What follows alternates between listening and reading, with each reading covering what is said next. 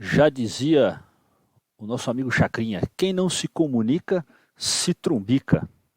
E essa comunicação é necessária para envolver as pessoas no processo de análise. Como fazer isso?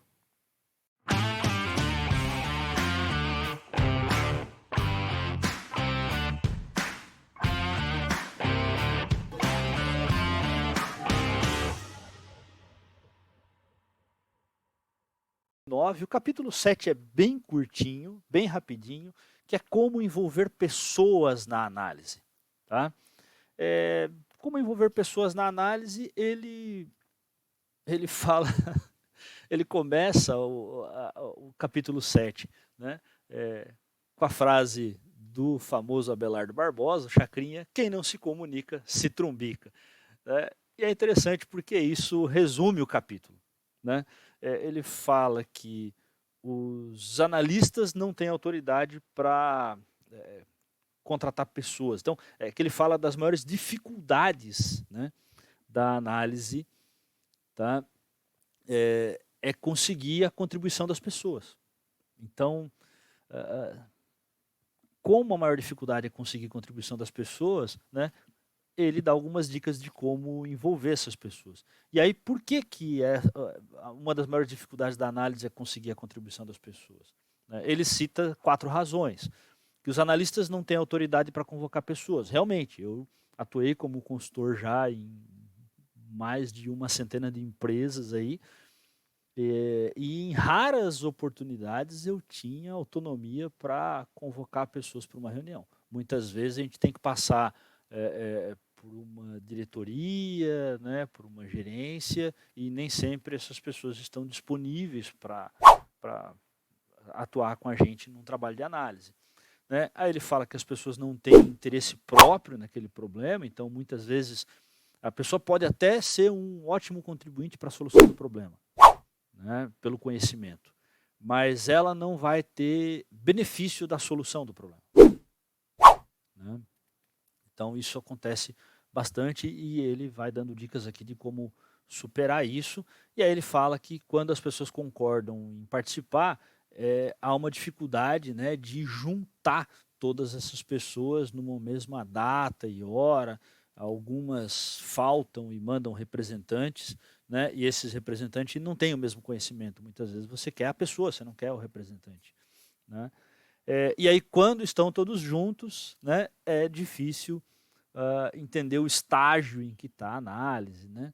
É difícil, às vezes, estabelecer uma comunicação com todos. Tá? Aí ele fala da abordagem centrada no alvo, que é fazer com que todas as pessoas enxerguem ali o problema, dar algumas dicas de comunicação.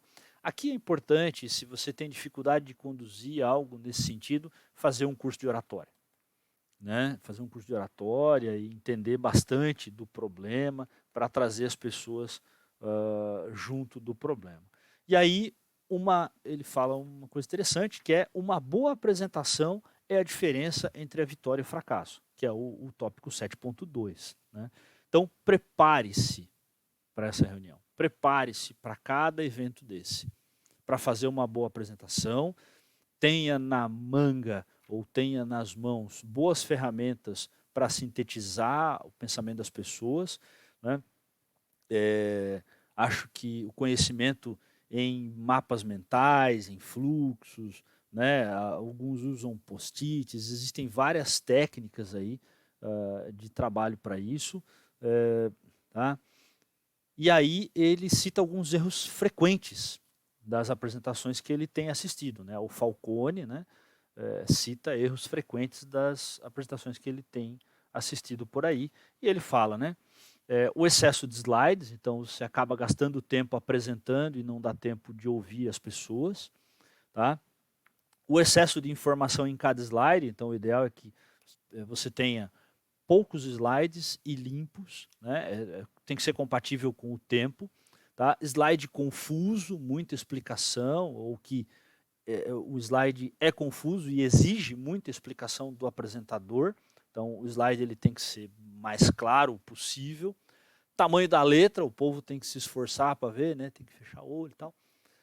Então existe um tamanho de letra nos cursos de técnicas de apresentação que eu fiz, o pessoal recomenda no mínimo ali alguns cursos a letra tamanho 24, alguns cursos a letra tamanho 32. Isso também vai depender, vai variar em função do tamanho do auditório, tamanho da tela, a distância que as pessoas vão estar da tela, tá? Mas é sempre bom, aqui é melhor pecar pelo excesso, né? É melhor uma letra que fique grande demais, talvez não fique tão bonito, mas todo mundo consiga ler o que você está querendo passar, né, do que letras que as pessoas talvez não consigam ler. Então, se você não tem informação, né, do local onde vai ocorrer a apresentação, é melhor pecar pelo excesso. Tá? Depois ele fala do palestrante apresentar tudo, né, e aí faz uma verdadeira ladainha, então ele apresenta muito, fala muito, é prolixo. E aí eu confesso que eu já tive esse tipo de problema de ser prolixo, tá? E as pessoas não entenderem o que eu estava falando. Alguns cursos me ajudaram a melhorar isso. Inclusive um curso que eu fiz durante o período de mestrado, na época, me ajudou, tá?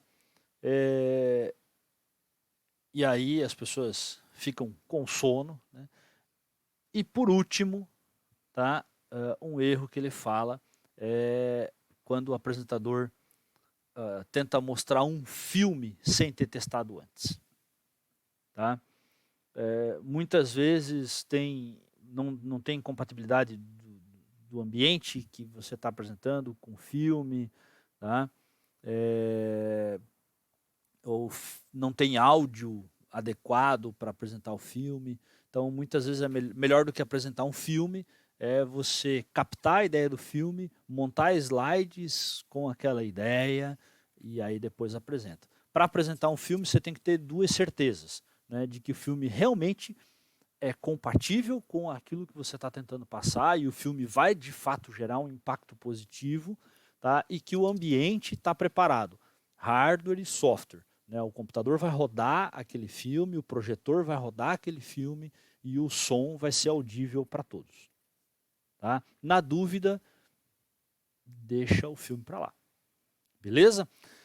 Agora que você já entendeu como fazer uma análise, como envolver as pessoas nessa análise, como usar essa análise para gerar melhorias e como conduzir as melhorias na sua organização e na sua vida. Curte esse vídeo, se inscreve no canal, compartilha esse vídeo e vem com a gente para descobrir como conduzir as melhorias na sua vida e na sua organização.